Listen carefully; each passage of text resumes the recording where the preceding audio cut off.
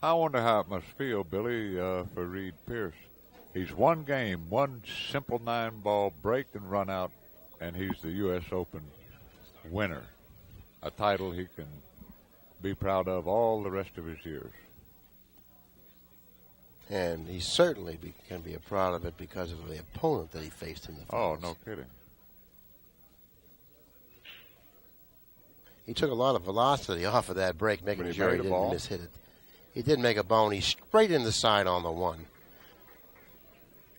The only problem with this rack, as I see it, is a 6-ball. That's beyond the 8 and 9 at the other end of the table. Well, I shouldn't say that. He's got a little problem on the 1. Okay, behind the 7-9, excuse me. The 2 doesn't go in the far left-hand corner, I don't believe, and that being the case, he'll have to follow this ball up. I can't see exactly how straight he is. He'll have to play position for the 2-ball in the right-hand side pocket or the same pocket that he's going to play the 1 in, depending on how much angle he's got here. He doesn't like it. I think he's got that awkward angle. Yeah, it's a little tricky. It looks like he's going to have to cut the 1-ball to the right slightly. And perhaps it's not going to allow him to follow through the 1 in play shape for this side. If that's the case, maybe he's better off drawing the ball back. Well, possibly.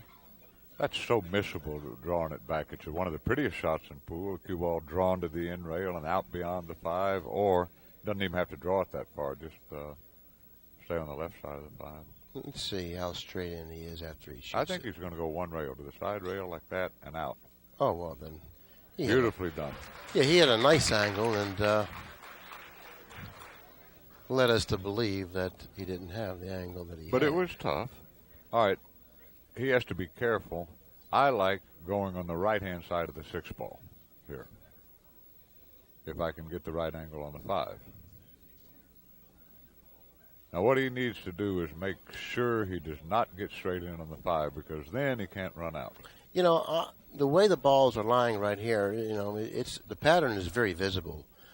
Playing position for the 4 in the upper left-hand corner, coming off the cushion slightly, keeping that nice angle on the 5. In the lower right-hand corner. To play in the lower right-hand corner. But now he's got awkward on the 4. He's going to have to force it out or even play for the side.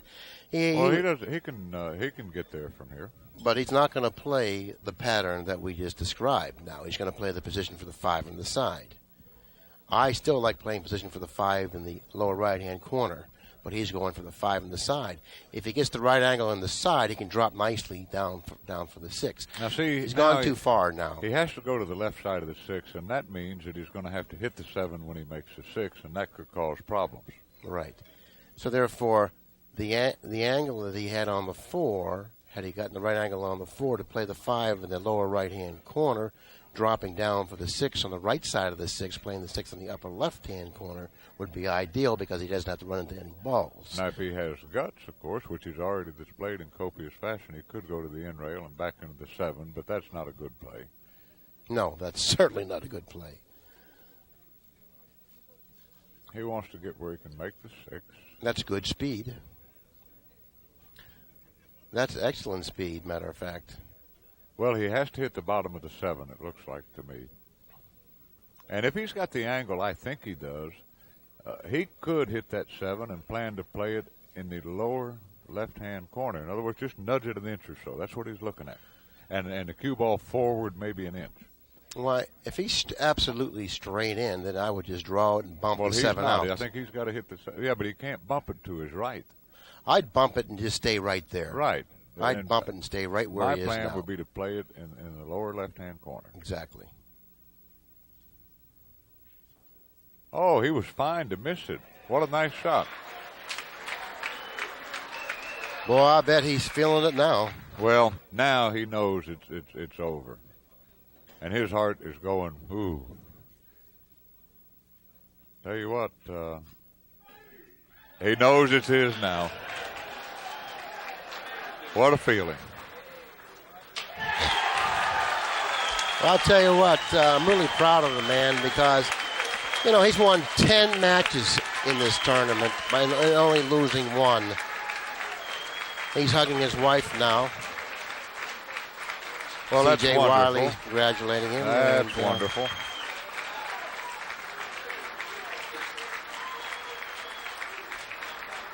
Well, that must be his wife now. We're going to take a break, and we'll be back with an interview shortly.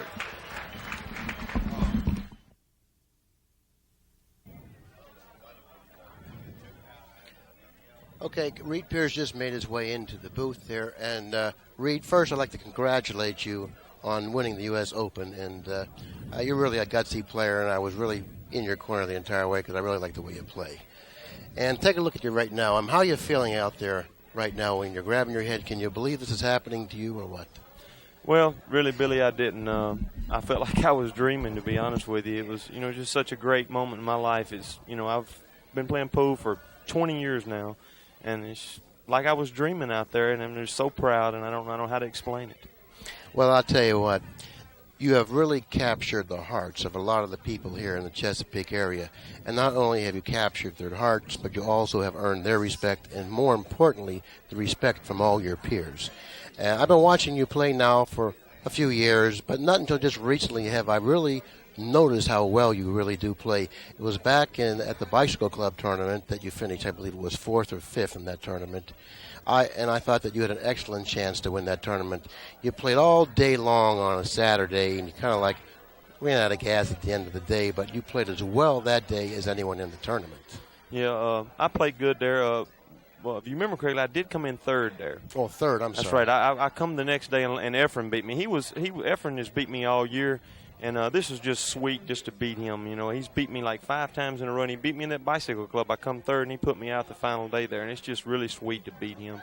And I appreciate you complimenting me because it really means a lot from someone like you, because, you're a great player yourself there. You're a legend yourself. In the U.S. Open, it's really the most prestigious tournament that we have on our tour. And to win the U.S. Open is really an accomplishment. And to win the U.S. Open on Prime is even more of a task. And to win the U.S. Open on Prime in front of the big television audience, playing against an opponent like Efren Reyes, well, what more can a person ask for than that? And I wish I could possibly feel the way you feel now. I know. It's really unbelievable, Billy. I never would have thought that I could have done it this quick. I knew I had the potential out here.